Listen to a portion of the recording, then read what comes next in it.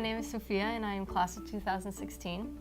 I'm Kristin, I'm also class of 2016, but I'm going to be playing the role of a freshman who's enrolled in a lot of science and engineering classes today. And we're here to talk to you about creating a schedule for exam period and reading period. So making a schedule is not too hard, but sometimes you just need someone to sit down with you and do it. And so we, the McGraw consultants, are here to help you do that. So let's talk about reading period. What exams and papers do you have due? Yeah, so as a freshman, I've got writing sems, which has a big project due on Dean's Day, and then I also have a math exam and physics and chemistry. It's a little overwhelming. That sounds like a very busy schedule, but don't worry, we'll be able to figure it out. So Great. why don't we start making the schedule? Normally I eat 12 to 1 lunch. Great. So fill those out during the day. It's important to give ourselves enough time to be with friends, to have dinner, and to feed ourselves so that we have the energy to study. So great. So we have lunch and dinner. Perfect. And what I can see here are big chunks of time, right? So we see big chunks of time. Big chunks of time are really important because we can spend a few hours studying, we can take a break, and then spend another hour or so, and then go to dinner or something like that. So, but before doing that, when do we have office hours? Let's schedule those in. So yeah, there's a couple hours, talking about math specifically, on Wednesday I have math office hours from 3 to 5. And then I also have a review session for math on Friday at 11. Perfect.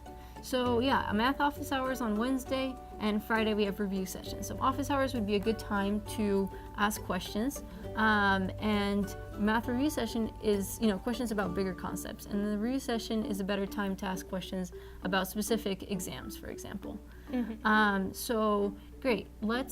In that sense, we would have to have the concepts reviewed by Wednesday. So Monday and Tuesday would be a good time to do that. And again, he scheduled physics office hours here as well. So these will be days to review math and physics. So why don't we schedule a few hours, maybe Monday morning, to review. Okay, sounds good. And you can review by yourself at first, but then it's good to also study with friends. So maybe after lunch you can meet up with some friends for a few hours and also review some of the math concepts that you've just reviewed, or some new ones as well. And then of course it's a good time to take some breaks. So maybe here you can schedule a break, whether it be to go out to ice cream with your friends or to take a walk, do something, go to the gym, take a run. But then you have another few hours before dinner. We've done math in the morning, so maybe schedule some physics time in there just to get your mind on something else.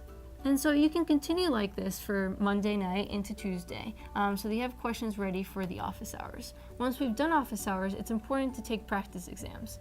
So maybe you can, take a practice exam after office hours at night after dinner, and then you can prepare questions to ask during the review session. So why don't you schedule some time there to take the practice exam? And it's important when taking the practice exam to take it in real time.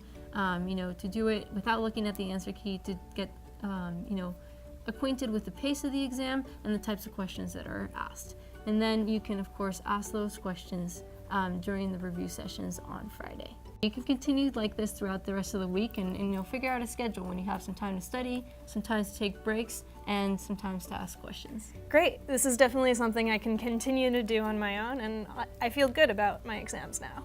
Great. So let's talk about resources that you have, right? Because this is not all on you. What do you think are some resources that you have available?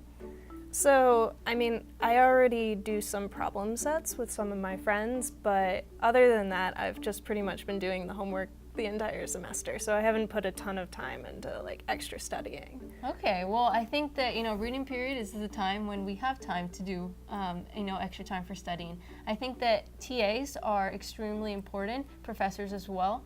So going to office hours can be really helpful because you should never be stuck on a problem for too long. There's always help, and that's what it's there for.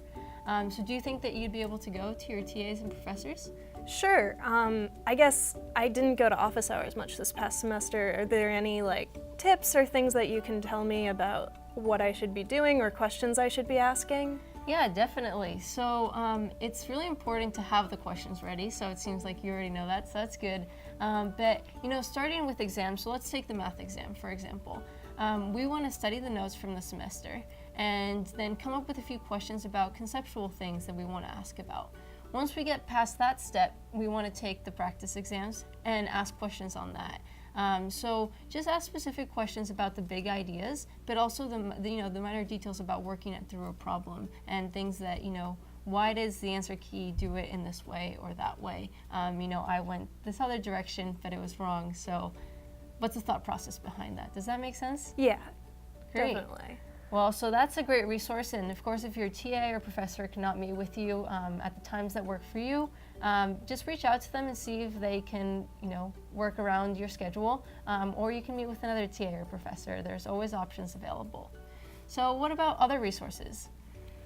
So I guess there's office hours, and you mentioned practice exams. Not really sure beyond that, like for math. Well, you mentioned your friends, right? Yeah. Yeah, well, friends are actually a great resource for two reasons. One, they're your friends, they're great to be around, but also they can be a source of motivation. So, working alone can sometimes get a little tiring. Would you agree? Yeah, definitely. Definitely. So it's nice to work with someone and have that motivation. And also, if you get stuck on a problem, your friend may actually understand it better than you. So you ask them a few questions, they figure it out, and then the next problem, let's say your friend gets stuck on it and you can answer it. And teaching other people is one of the best ways to learn. How does that sound as another resource? That sounds great, yeah. Great. Well, we talked about office hours, practice exams, friends. Those are all great resources that are available for you to get you through this week. So thank you, Kristin, for being the student. And students out there, I hope you enjoyed the session, and I hope you learned a lot about how to make a schedule and be productive during reading period or any other exam period that you have.